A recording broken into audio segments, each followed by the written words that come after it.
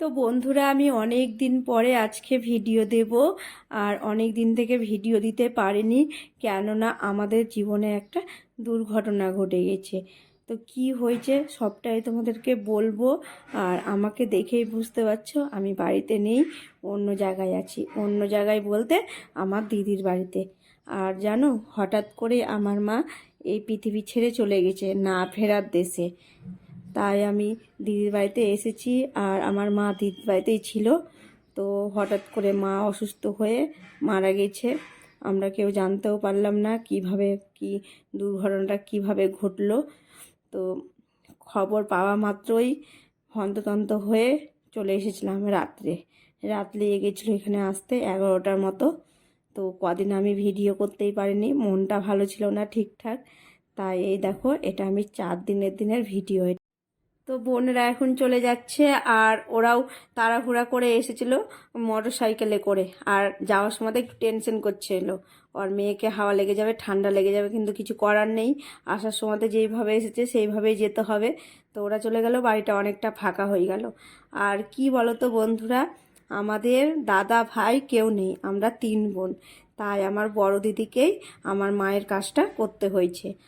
আর ওরা যাওয়ার পরে আমাদের কিছু কাজ আছে, ওই পুকুর ধারে যাব, দিয়ে ঠাকুর মশাইকে দিয়ে কিছু কাজ করানোর আছে। 4 দিনের দিন সেই কাজটাই করে, তো ওই কাজটা করতে যাব।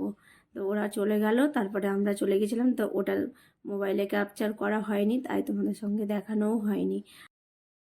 আর এই দেখো, অনেকটা সময় কিন্তু পার হয়ে গেছে, এখন ঘড়ির কাঁটায় বাজে 10টা কি 10:30। আর এই যে খই ভেজে নিয়ে আসলো।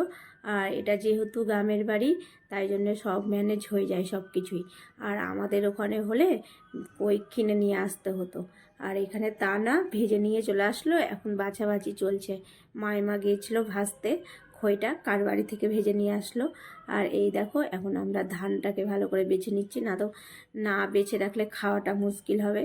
আর যেহেতু দিদি মায়ের কাজটা করেছে, তাই ও মুড়ি খেতে পাবে না, একবার খই খেতে পাবে, আর দুপুরে একবার ভাত খেতে পাবে।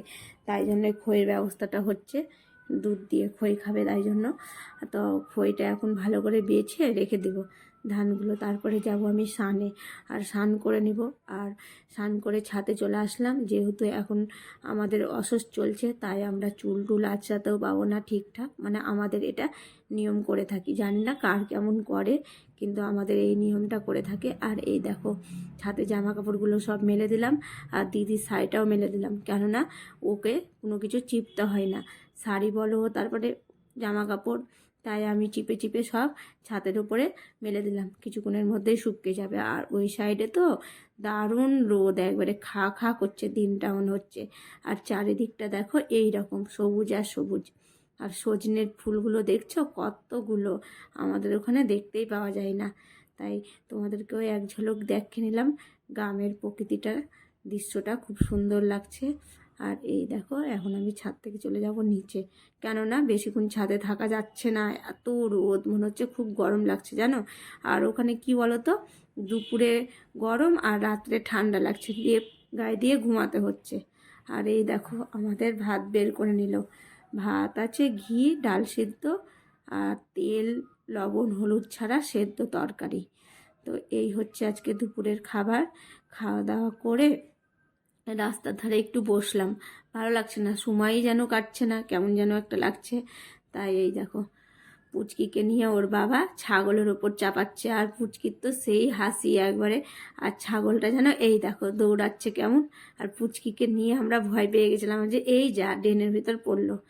তা নয়, তার কিছুক্ষণ পরে ঘরের ভিতর আসলাম। আমার মায়ের বেশ কিছুদিন থেকেই শরীর খারাপ ছিল, তো যাবো যাবো ভাবছিলাম, কিন্তু যাওয়ার হয়ে ওঠেনি। তাই দেখতেও পেলাম না মাকে, লাস্ট মুখটাই দেখলাম। তো যাই হোক, আর আমাদের বাবার বাড়ি বলে কিছু থাকলো না, বাবাও নেই, মাও নেই, দাদা ভাইও নেই, আমরা 3 বোন। তো যাই হোক, এটা মেয়েদের কাছে যে কত কষ্টকর সেটা মেয়েরাই বুঝতে পারবে। বাবার বাড়ি যদি না থাকে তো তো কোথাও যাওয়ার মতো নেই। মার যদি সংসারে কোনো রাগ অভিমান হয়, তো মানুষ মেয়েরাই বাবার বাড়িই যায়, কিন্তু সেটা আমাদের কপালে নেই। আর মাও নেই, বাবাও নেই। বাবা তো অনেক দিন আগেই ছেড়ে চলে গেছে, এবার মাও ছেড়ে চলে গেল। তো যাই হোক, এই দুঃখ কষ্টর কথা তোমাদেরকে আর কিছু বলার নেই।